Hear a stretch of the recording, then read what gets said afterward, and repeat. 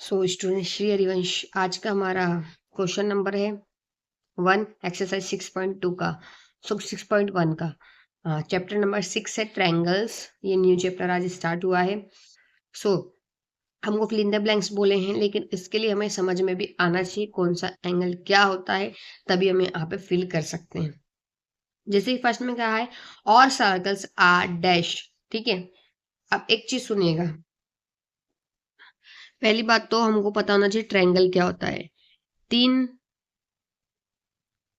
लाइनों से मिलके एक ट्रायंगल बनता है। ओके, इसमें भी अलग अलग प्रकार के ट्रायंगल्स होते हैं। ठीक है, अब हमारे पास corresponding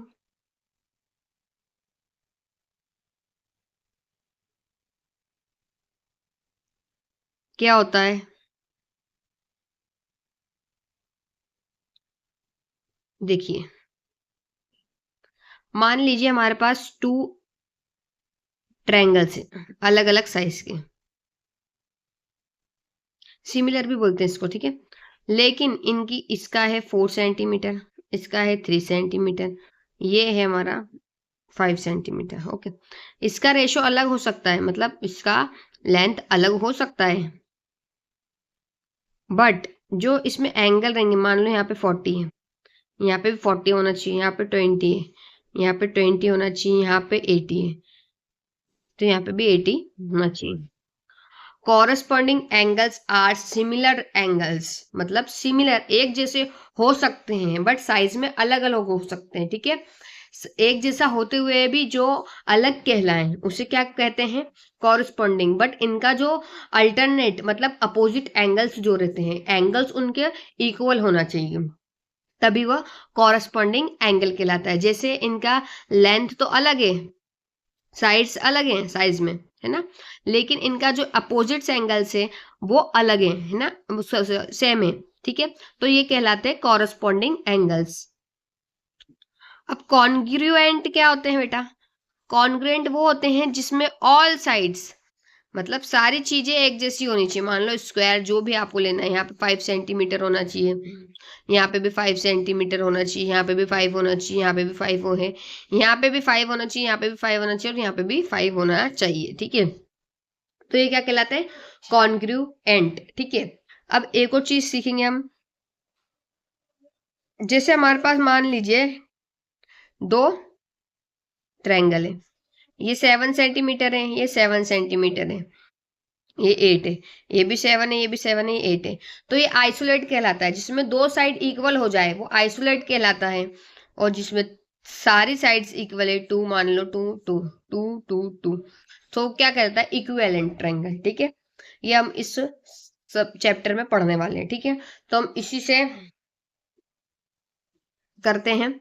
all circle are dash, और सर्कल आर डैश कॉन्ग्रुएंट और सिमिलर। ठीक है, कॉन्ग्रुएंट होते हैं या सिमिलर होते हैं? कॉन्ग्रुएंट में मैंने कहा था आपको, चाहे कुछ भी ले लो, सर्कल ले लो, रेक्टेंगल ले लो, या स्क्वायर ले लो, कॉन्ग्रुएंट में all sides are equal and size are also equal. ठीक है, बट इन सिमिलर साइज भी चेंज हो सकता है। ठीक है, मैंने बताया था कॉरेस्पॉन्डिंग को सिमिलर भी कहते हैं। उसमें क्या होता है ना, साइज डिफरेंस हो सकता है, साइज डिफरेंस हो सकती है, but angles are equal. But इसमें क्या हो सकता है कि सर्कल का कोई भी साइज हो सकता है, छोटा भी हो सकता है, बड़ा भी होता है। किसी का रेडियस हो सकता है 5 सेंटीमीटर, किसी का हो सकता है 10 सेंटीमीटर। सो वो कॉन्ग्रुएंट नहीं कहलाएगा, वो क्या कहलाएगा? सिमिलर। सो तो हम यहाँ पे फील करेंगे सिमिलर। ओके, अब उसने सेकंड क्वेश्चन पूछा है ऑल स्क्वायर आर सिमिलर और कॉन्ग्रुएंट। तो यहाँ पे भी सिमिलर आएगा बच्चों, क्योंकि स्क्वायर का साइज कोई भी हो सकता है, चाहे तो आप 5 सेंटीमीटर ले लो या 10 सेंटीमीटर ले लो, ये आपकी इच्छा के ऊपर है, या फिर जिस पे भी आप देखोगे उसका फिगर के हिसाब से कि इसने कितना ले रखा है। ठीक है, तो यहाँ पे भी आ जाएगा सिमिलर, कि उसका साइज सेम हो सकता है, साइज अलग हो सकता है, क्योंकि हमको कुछ पता नहीं है। ठीक है, all dash triangles are similar, है ना। सिमिलर कहाँ है? यहाँ पे एक जैसे। So all dash equilateral triangles are similar. ठीक है, सिमिलर मतलब एक जैसे, इक्विवेलेंट आएगा यहाँ पे। इक्विलेटरल। ओके, अब यहाँ पे बोला है टू पॉलीगॉन्स, टू पॉलीगॉन्स, ये टू पॉलीगॉन्स है हमारे पास। The same number of sides are similar. उसने ए पार्ट में क्या पूछता है, the corresponding angle are dash equal और प्रपोर्शनल। ठीक है, तो मैंने आपको फर्स्ट में समझाया था कि कॉरस्पॉन्डिंग में एंगल जो है वो सेम होते हैं। ठीक है, तो यहाँ पे लिखेंगे all corresponding angles are equal, their corresponding sides are proportional. ठीक है, अलग हो सकती है ना।